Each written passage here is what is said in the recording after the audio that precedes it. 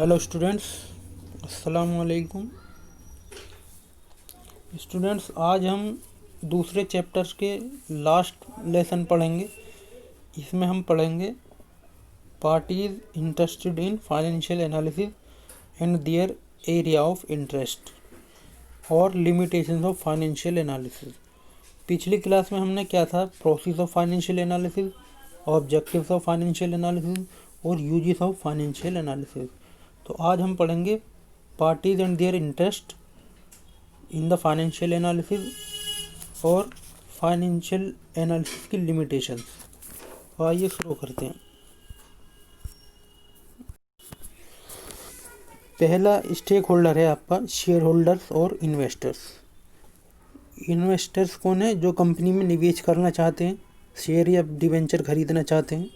और share holders जो already company के शेयर्स खरीदे हुए हैं, उनको शेयर्स उनके पास हैं कंपनी के। तो इनका जो एरिया ऑफ इंटरेस्ट है वो क्या है? प्रॉफिटेबिलिटी, फाइनेंशियल पोजीशन और फ्यूचर पोटेंशियल। प्रॉफिटेबिलिटी इनका जो एरिया है, एरिया ऑफ इंटरेस्ट है, इसलिए है क्योंकि प्रॉफिटेबिलिटी अगर अच्छी होगी तो इन्हें रिटर्न भी अच्छा मिलेगा। इस वजह से शेयर होल्डर और इन्वेस्टर्स क्या करते हैं? प्रॉफिटेबिलिटी को जानने के इच्छुक होते हैं। दूसरा है फाइनेंशियल पोजीशन।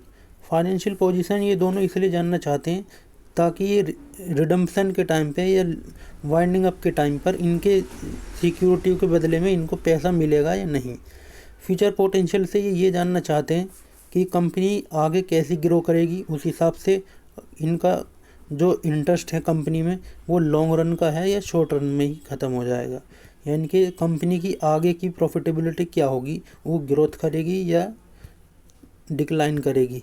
इस चीज़ को जानने के लिए ये क्या करते हैं? फाइनेंशियल एनालिसिस करते हैं। दूसरा है मैनेजमेंट। मैनेजमेंट भी तीन चीज़ों को जानना चाहता है। एक तो शॉर्ट और लॉन्ग टर्म सॉल्वेंसी, रेस्पॉन्सिबिलिटी और प्रॉफिटेबिलिटी। एक एक करके समझते हैं इनको, मैनेजमेंट इनको क्यों जानना चाहता है।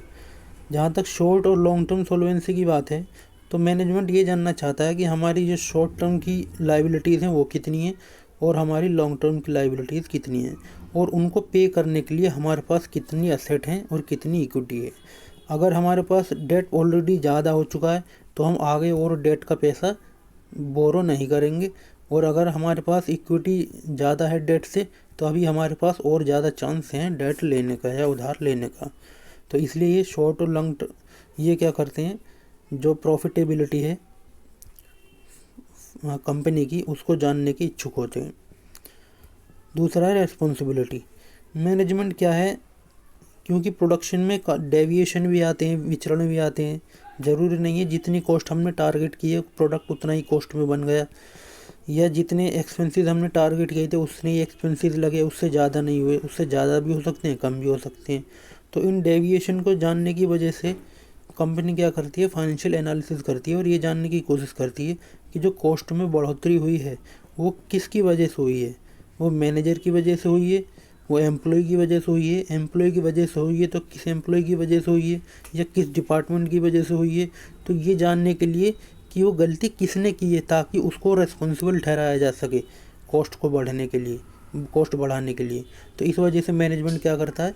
रेस्पॉन्सिबिलिटी निर्धारित करने के लिए भी फाइनेंशियल एनालिसिस करता है।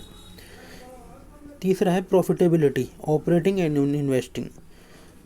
जैसा कि हम जानते हैं जो कंपनी होती है वो ऑपरेशन से भी, यानी कि ऑपरेटिंग एक्टिविटीज़ से भी प्रॉफिट कमाती है, और कुछ प्रॉफिट वो इन्वेस्टिंग एक्टिविटी से भी कमाती है। ऑपरेटिंग एक्टिविटी मतलब वो एक्टिविटी जो कंपनी का बिजनेस, जो कंपनी के कोर ऑपरेशन है, मेन एक्टिविटी है, उससे जो इनफ्लो होगा वो कहलाएगा ऑपरेटिंग इनफ्लो, और उससे जो प्रॉफिट होगा वो कहलाएगा ऑपरेटिंग प्रॉफिट।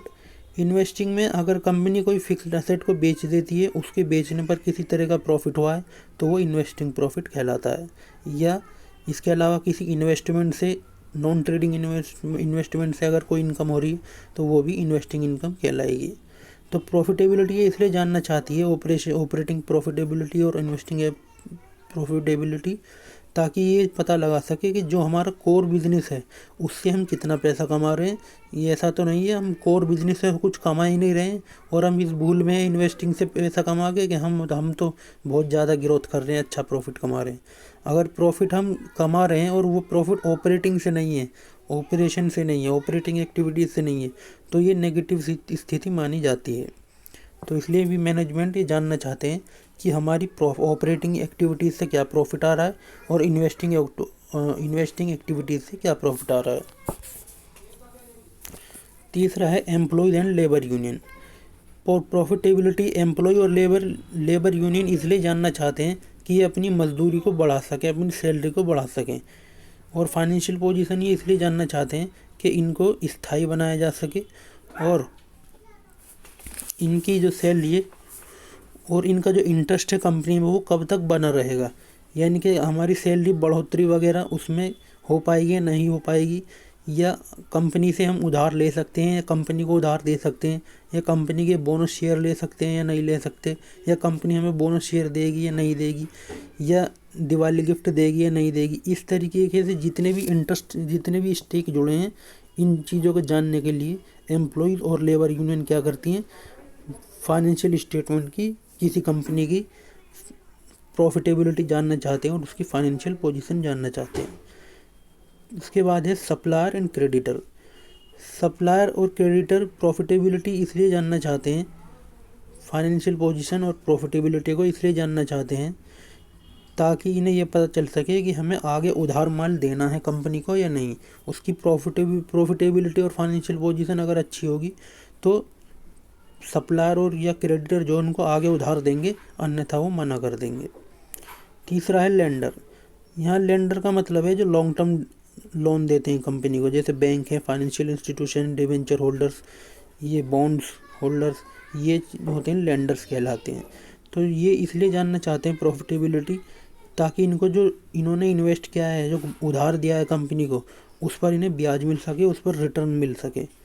तो इसलिए वो प्रॉफिटेबिलिटी जानना चाहते हैं। और फाइनेंशियल पोजीशन इसलिए जानना चाहते हैं कि ताकि उन्हें यह पता चल जाए कि कंपनी हमारे डेट की रीपेमेंट करेगी या नहीं, या वो इस स्थिति में है कि वो हमारी जो रीपेमेंट है वो कर सके या नहीं कर पाएगी। गवर्नमेंट की जानना चाहती है, गवर्नमेंट क्या करती है, प्रॉफिटेबिलिटी जानना चाहती है और फाइनेंशियल पोजीशन को जानना चाहती है। क्यों जानना चाहती है? इसलिए जानना चाहती है क्योंकि उसको कंपनी की प्रॉफिटेबिलिटी के हिसाब से ही टैक्स लेना होता है और उसकी जो सोशल रेस्पॉन्सिबिलिटी का दायरा है उसको बढ़ाना या घटाना पड़ता है।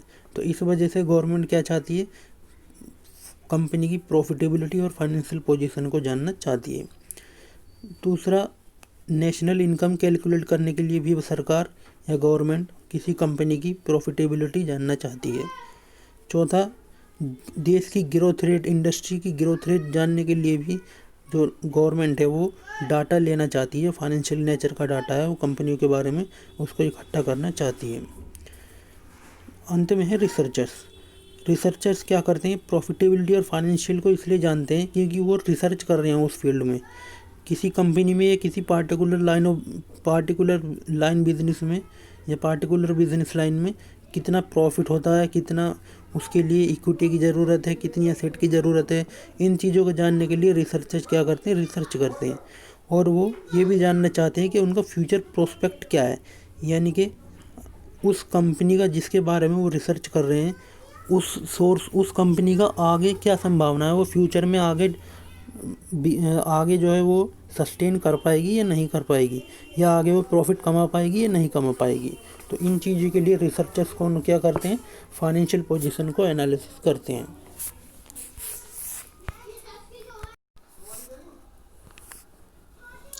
अब हम देखेंगे limitations of financial statement analysis.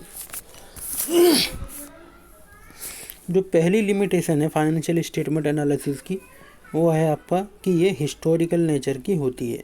यानी कि जब हम एनालिसिस करते हैं फाइनेंशियल स्टेटमेंट का, तो हम किस आधार पर करते हैं, जो असेट की या लायबिलिटीज़ की वैल्यू दी हुई है बैलेंस शीट में, या जो प्रॉफिटेबिलिटी दी हुई है इनकम स्टेटमेंट में, उसके हिसाब से।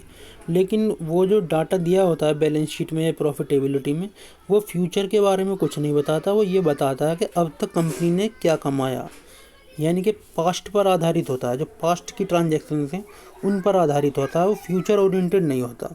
तो ये एक लिमिटेशन है फाइनेंशियल स्टेटमेंट एनालिसिस की। दूसरी लिमिटेशन है कि ये जो प्राइस चेंजेस हैं इनको इग्नोर करता है, यानी कि जो असेट 5 साल पहले जितने की खरीदी थी उसको उसमें से डेप्रिसिएशन घटा के वो उतने पर ही दिखाता है। मिसाल के तौर पे अगर 10,000 रुपये हर साल टैक्स लगता है और एक असेट 1 लाख की खरीदी गई थी, तो 5 साल बाद उस असेट को 50,000 का ही दिखाया जाएगा। जबकि ज़रूरी नहीं है कि जो उसकी रियल वैल्यू है असेट की वो 50,000 ही हो, वो उससे कम भी हो सकती है, उससे बढ़ भी सकती है। तो ये क्या करता है, जो प्राइस चेंजेस हैं या इन्फ्लेशन जो है उसके इफ़ेक्ट को नहीं लेता। तीसरी लिमिटेशन है कि ये क्वालिटेटिव डाटा को इग्नोर करता है। मिसाल के तौर पे फाइनेंशियल स्टेटमेंट जो बने होते हैं वो सिर्फ फाइनेंशियल नेचर की जो ट्रांजैक्शन होती हैं उन्हीं पर आधारित होती हैं। उसमें ये किसी कंपनी के फाइनेंशियल स्टेटमेंट देख के हमें ये नहीं पता चलेगा कि उसके एम्प्लॉय की प्रोडक्टिविटी क्या है, उसके एम्प्लॉय की जो हेल्थ है वो।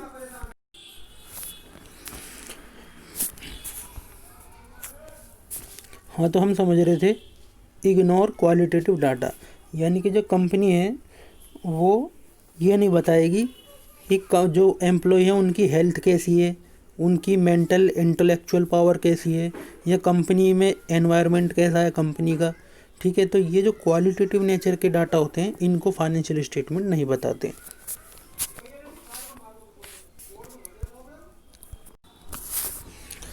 अब हम आगे चौथा पॉइंट है affected by limitations of financial statements. जैसे हमने पहले चैप्टर में पढ़ा था कि फाइनेंशियल स्टेटमेंट्स की भी लिमिटेशंस होती हैं। जो लिमिटेशंस फाइनेंशियल एनालिसिस के लगभग ऐसी ही लिमिटेशन जो होती हैं फाइनेंशियल स्टेटमेंट की होती हैं।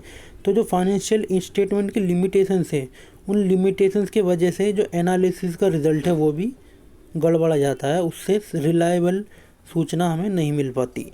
मिसाल के तौर पे अगर फाइनेंशियल स्टेटमेंट, क्या हम दो कंपनी के फाइनेंशियल स्टेटमेंट कंपेयर कर रहे हैं, एक कंपनी ने स्ट्रेट लाइन मेथड से डेप्रिसिएशन चार्ज किया है और दूसरी कंपनी ने रिटर्न डाउन वैल्यू से डेप्रिसिएशन चार्ज किया है।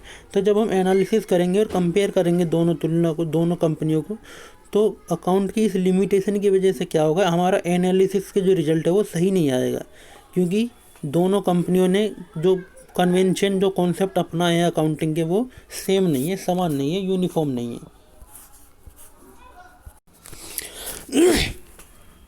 पांचवा पॉइंट है बियास्डनेस। बियास्डनेस कैसे आती है? सपोज करिए दो लोग हैं, दो एनालिस्ट हैं, वो उन दोनों की जो थिंकिंग है वो अलग अलग है और वो अपनी थिंकिंग के हिसाब से क्या करेंगे, फाइनेंशियल स्टेटमेंट को एनालिसिस करेंगे। मिसाल के तौर पे एक जो पहला व्यक्ति है, जो पहला एनालिस्ट है, वो ये मानता है कि जो असेट की वैल्यूज़ हैं उनको रियल वैल्यू पे दिखाना चाहिए, जबकि दूसरा एनालिस्ट ये समझता है कि उसको जो हिस्टोरिकल नेचर की वैल्यू है जो आमतौर पर दिखाई जाती है उसी पर दिखाना चाहिए। तो इनकी सोचों में अंतर होने से, इनकी थिंकिंग में जो डिफरेंस है दोनों एनालिस्ट की, इस वजह से एनालिसिस क्या है, बियास्ड हो जाता है। बियास्डनेस को ऐसे भी समझा जा सकता है, सपोज करिए दो एनालिस्ट हैं, उनमें से एक एनालिस्ट क्या कह सकता है ये कह सकता है कि जो डेप्रिसिएशन मेथड अपनाया गया है कंपनी के अकाउंट्स में, वो उनको पीछे से, यानी कि रेट्रोस्पेक्टिव इफेक्ट लेकर लागू करना चाहता है उसके दूसरे मेथड को। मिसाल के तौर पे अगर किसी कंपनी ने स्ट्रेट लाइन मेथड से डेप्रिसिएशन लगाया है, तो जो एनालिस्ट है वो ये चेक कर सकता है कि वो अपने हिसाब से जो स्ट्रेट लाइन मेथड से डेप्रिसिएशन आया उसको ना मानकर उसका जो डेप्रिसिएशन है वो रिटर्न डाउन वैल्यू मेथड के हिसाब से लगाए, वो भी पास्ट से उसका इफेक्ट लेकर। तो इस वजह से क्या होता है, बियास्डनेस आ जाती है। छठा पॉइंट है इनकम्पेरेबल।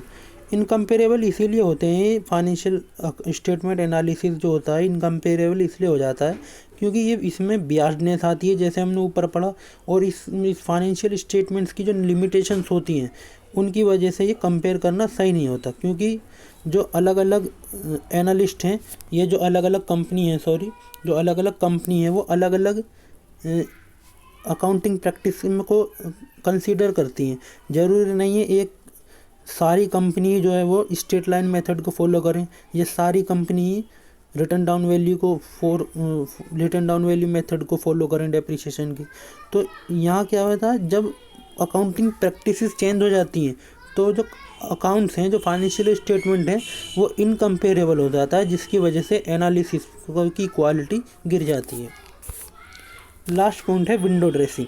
विंडो ड्रेसिंग का मतलब होता है कंपनी के जो फाइनल अकाउंट्स हैं, जो फाइनेंशियल स्टेटमेंट है,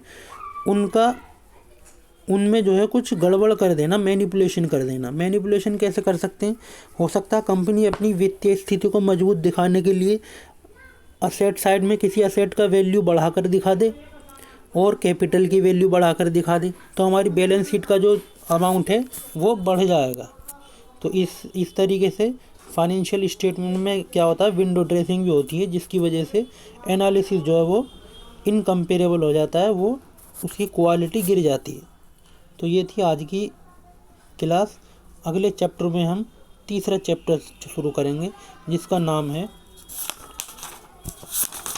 tools for financial statement analysis. Thank you class.